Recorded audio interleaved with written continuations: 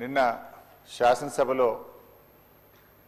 BRS party శాసనసభ్యులు జగదీష్ రెడ్డి గారిని suspend చేసిన విషయం మనందరికీ తెలిసిందే.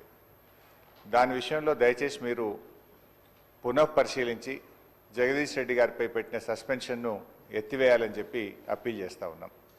జగదీష్ రెడ్డి గారు ఎక్కడ కూడా మీ పట్ల అమర్యాదగా కానీ ఏకవచనాన్ని కానీ సంబోధించలేదు. మీరంటే మా అందరికీ కూడా ఎంతో గౌరవం. మా నాయకులు కేసీఆర్ గారు కూడా మీ ఎన్నిక జరిగినప్పుడు ఏకగ్రీవంగా మీ ఎన్నికకు సహకరించినటువంటి పార్టీ బీఆర్ఎస్ పార్టీ.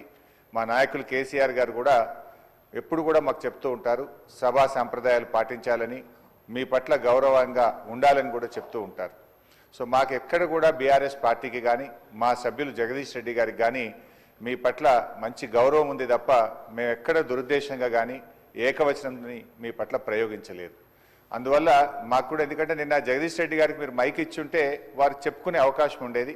వారికి చెప్పుకునే అవకాశం లేకుండానే సస్పెన్షన్ జరిగింది కనుక మీరు ఒకసారి పునఃపరిశీలించి వారిని సభలోకి వచ్చే విధంగా సస్పెన్షన్ ఎత్తివేయాలని మా తరఫున విజ్ఞప్తి చేస్తున్నాం.